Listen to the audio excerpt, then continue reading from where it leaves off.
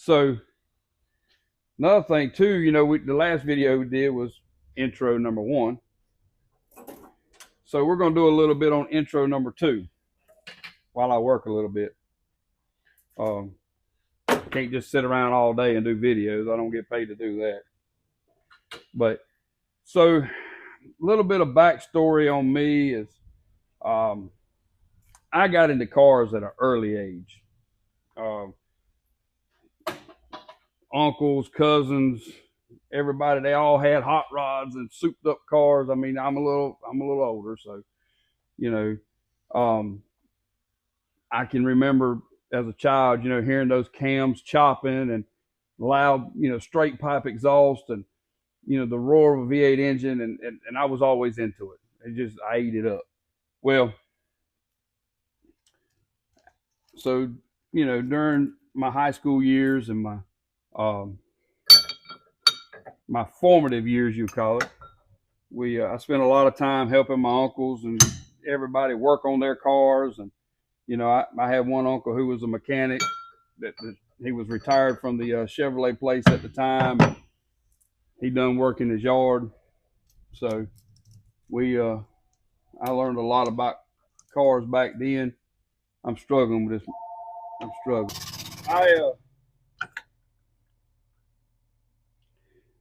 So I was always working on cars, and I was into fast cars and hot rods, and I used to aggravate my dad about getting the latest hot rod magazine and Peterson's off-road because I like trucks too, and I was always just into anything cars. Well, one time my family, we moved down to Jacksonville, North Carolina, and a good friend of my dad's owned a service station, and it was right down the road from our house. It was called Gene's. First, it was Piney Green Exxon, and then he had opened up a new shop, Gene's Tire and Automotive. But anyway, I rode my bicycle down there every chance I got and followed him around. I'm sure I aggravated him. Followed him around and learned everything I could about cars, and learned how to turn wrenches and learn how to change tires, and learn how to make them cams chop and all that kind of stuff. Well, we moved back to Rockingham, and in my high school years, I had a 85 and a half Nissan pickup truck that wouldn't get out of its own way, but I thought it was a hot rod because I was 16 and it moved. And, so I would go out and do little burnouts and make smoke on the road. And my daddy made me buy the tires because he knew I was burning them off. But, I worked and saved my money, and I bought me a Mustang. I had a Mustang for a little while. Built me a 67 Chevrolet pickup truck with a hot little 350. First motor I ever built by myself.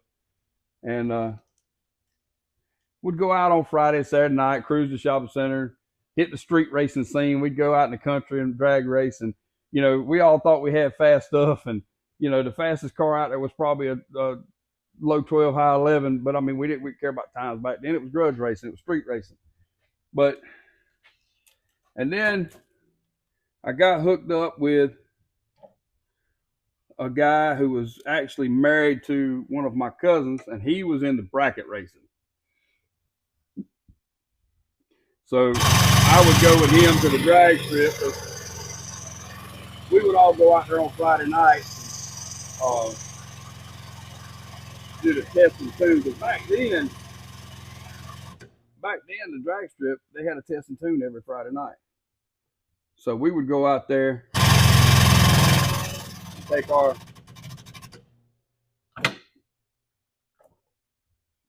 our street trucks that we drove to school every day, and we'd go out there and drag race, and we thought we were something.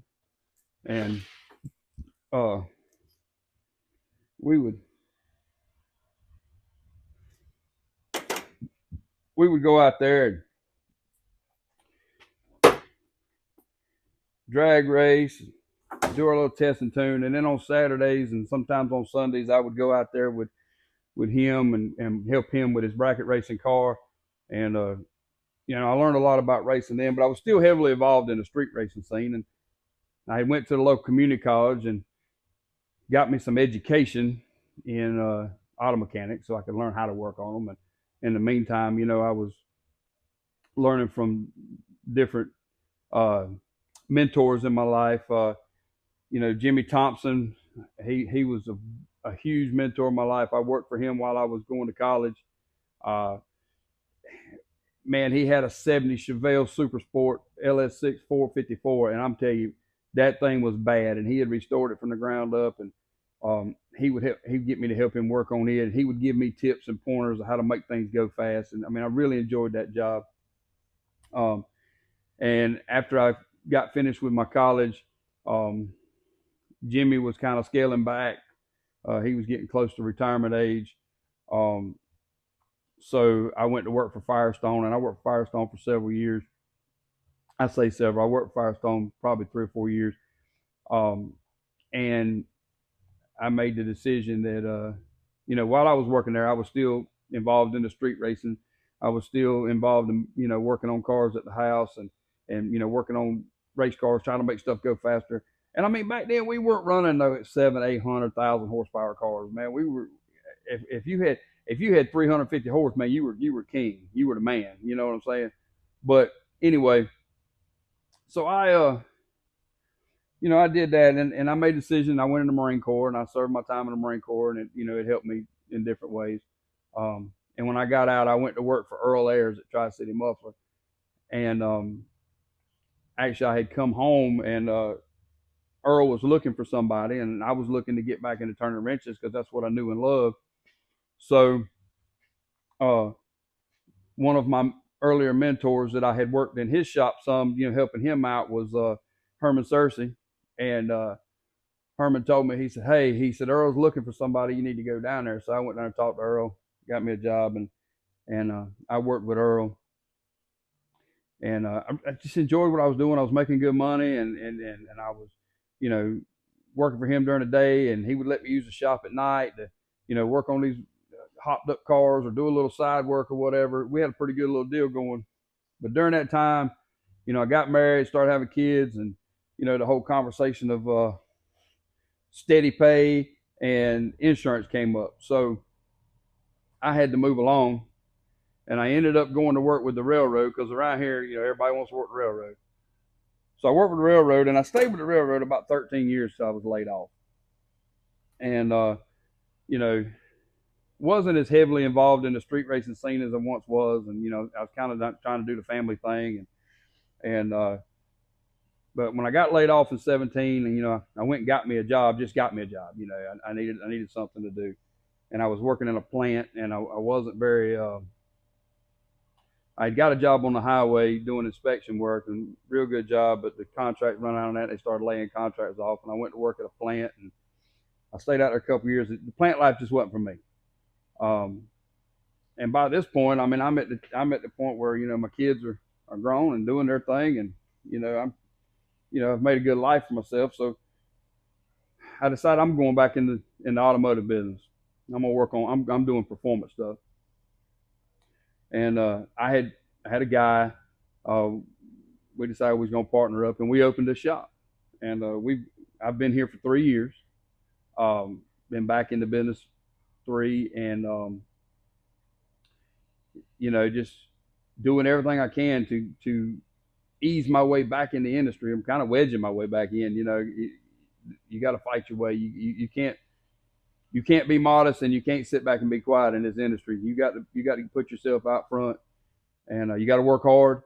You got to do what you say you're gonna do, and you got to look out for the customer.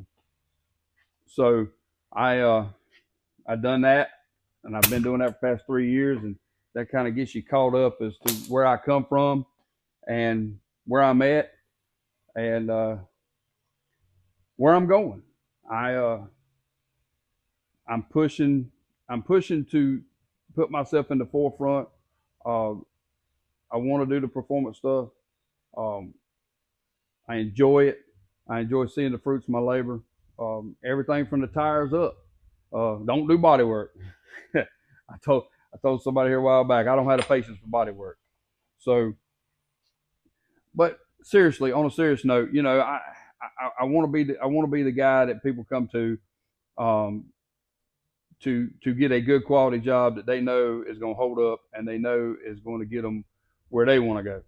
Um, and also, I want to be that guy that you can go to any racetrack in the country and you mention my name and everybody's like, "Yep, we know him. Great guy. They do good work."